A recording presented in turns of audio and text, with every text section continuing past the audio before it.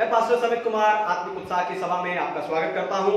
तो आइए आज की सभा में हम आज के वचन में चलें और आज का वचन पवित्र शास्त्र से हम सीखने जा रहे हैं। उसका शीर्षक है बचाने वाला विश्वास। बचाने वाला विश्वास। याकूब की पत्री अध्याय 2 वचन 14 से लेकर 19 आयतों से हम सीखेंगे बचाने वाला विश्वास। तो इन वचनों में याकूब कहता है कि कर्म के विश्वास के साथ कर्म करने की बातों को भी कहता है। वो कहता है कि विश्वास के साथ कर्म भी किया जाना चाहिए। पर कुछ लोग कहते हैं कि हम तो विश्वास के द्वारा बचाए गए हैं, हमें कर्म करने की क्या जरूरत है। हम विश्वास के द्वारा बचाए गए हैं, बिल्कुल सही है, लेकिन आप अपने विश्वास को दिखाओगे कैसे? कामों से। हालेलुया। याकूब आगे कहता है कि दुष्ट आत्माएं भी विश्वास करती हैं और थरथराती हैं। दुष्ट आत्माएं भी विश्वास करती हैं, हम भी विश्वास करते हैं, लेकिन दोनों के विश्वास में फर्क क्या है? कर्म का। हालेलुया। दोनों के विश्वास में फर्क क्या है? कर्म का। इसलिए याकूब कहता है कि विश्वास के साथ कर्म भी किया जाना चाहिए। तो ऐसी ही बातें बताकर आज मैं आपको एक बचाने वाले विश्वास के बारे में बताकर उत्साहित करना चाहता हूं। तो सबसे पहली बात, हम यीशु पर विश्वास करने के द्वारा बचाए गए हैं। हम यीशु पर विश्वास करने के द्वारा बचाए गए हैं। पढ़िए याकूब की पत्री अध्याय 2 वचन 14 से लेकर 16 वचनों को। हे मेरे भाइयों, यदि कोई कहे कि मुझे विश्वास है पर वह कर्म ना करता हो तो इससे क्या लाभ? क्या ऐसा विश्वास कभी उसका उद्धार कर सकता है? यदि कोई भाई या बहन नंगे उघाड़े हो और उन्हें प्रतिदिन भोजन की घटी हो और तुम में से कोई उनसे कहे कुशल से जाओ और गर्म रहो और तृप्त रहो, पर जो वस्तुएं देह के लिए आवश्यक हैं वह उन्हें ना दे तो क्या लाभ है? हालेलुया। परमेश्वर के नाम की महिमा हो। तो याकूब यहाँ ये कहना नहीं चाहता कि विश्वास कि हम यीशु पर विश्वास से नहीं बचाएंगे, पर वो यहां यह सिद्ध करना चाहता है कि बचाने वाला सच्चा विश्वास कौन सा है, बचाने वाला सही विश्वास कौन सा है। इसलिए वो कहता है कि क्या बिना कर्म का विश्वास किसी का उद्धार कर सकता है? एक सवाल वहां पूछता है, क्या बिना कर्म का विश्वास किसी का उद्धार कर सकता है? 15 और 16वें वचन में याकूब खुद एक उदाहरण देकर इस प्रश्न का उत्तर देता है। वो कहता है कि आपके पास वो भूखा और नंगा भाई आए, आपके पास कोई भूखा और नंगा आपका भाई आए और आप उसे कपड़े और भोजन दिए बिना उसे आशीष देकर भेज दो, ये कौन सा विश्वास है? ये कैसा विश्वास है? हालेलुया। असल में ऐसा व्यक्ति सिर्फ ये कहना चाहता है, परमेश्वर तुम्हें आशीष दे, अब मुझे अकेला छोड़ो, जय मसीह, और कुछ नहीं। हालेलुया।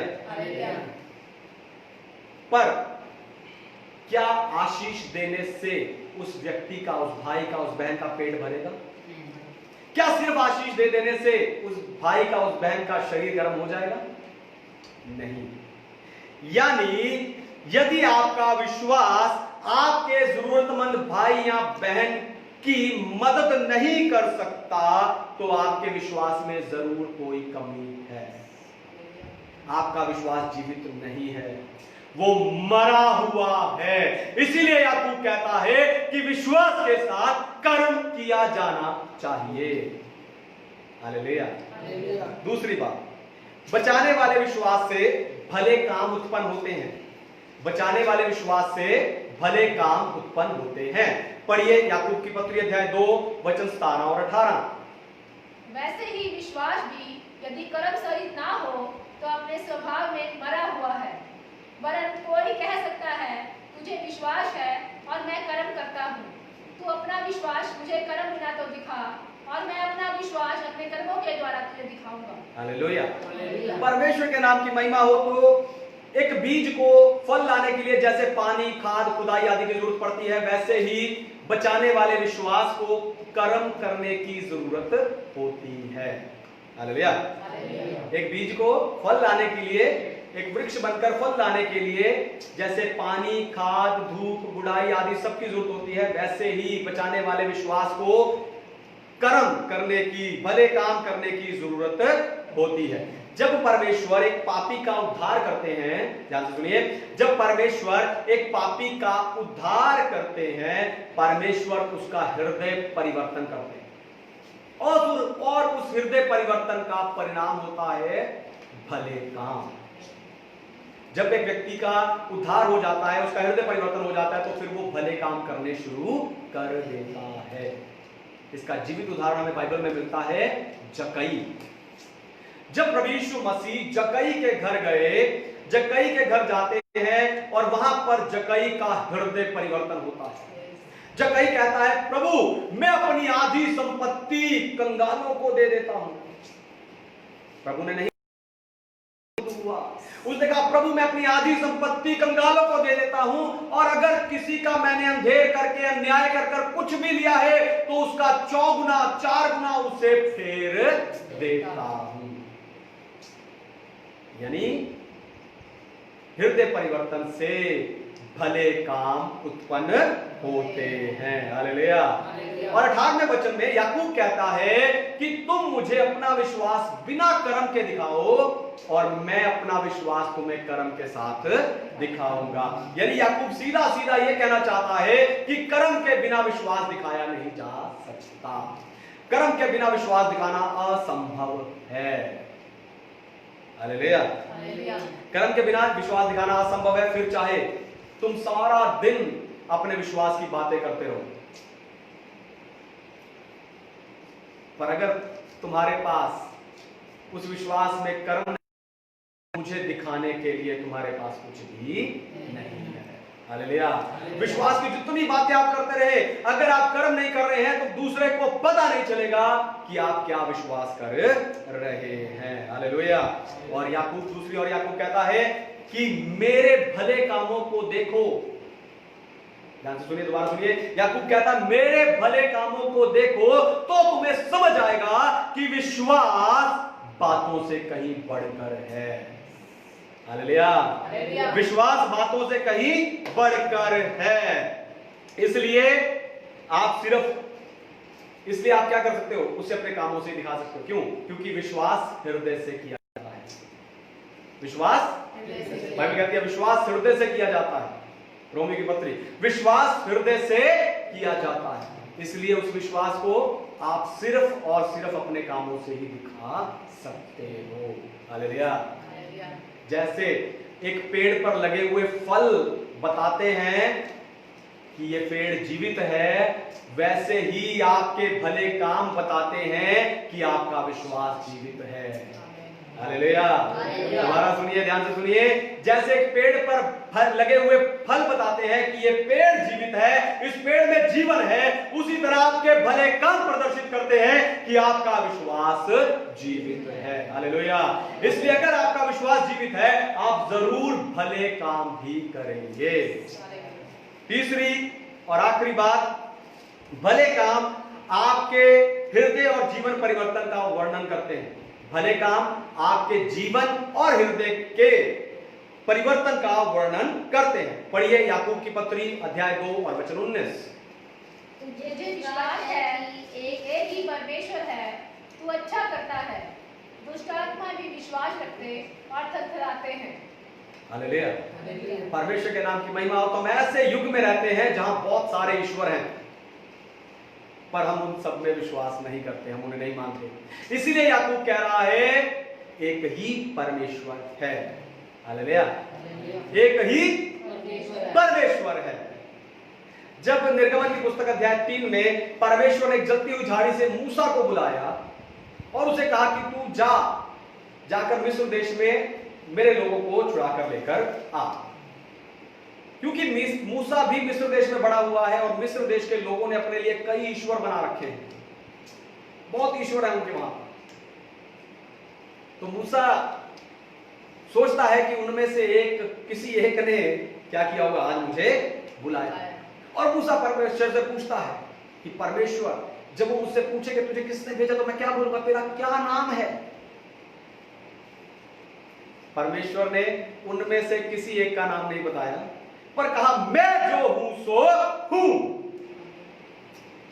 हालेलुया। अगर किसी का भी नाम परमेश्वर बता देता तो एक और ईश्वर खड़ा होगा। हालेलुया।